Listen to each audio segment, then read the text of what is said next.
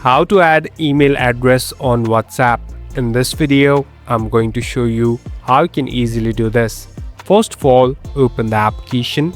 Now, here on the right top, you can see this three dot icon. Simply tap on this three dot icon and on the bottom, tap on settings. So basically, we're in this settings interface. Here, you can find different options and even customize it. Here on the top, there's a section of account. Tap on account and simply select email address.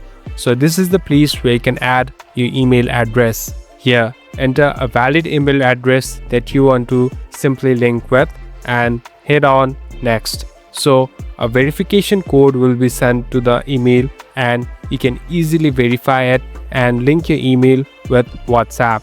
Later, all the messages and even different text codes with your OTP will be sent to the email and you can later use it. Thank you for watching this video. I hope this video will help you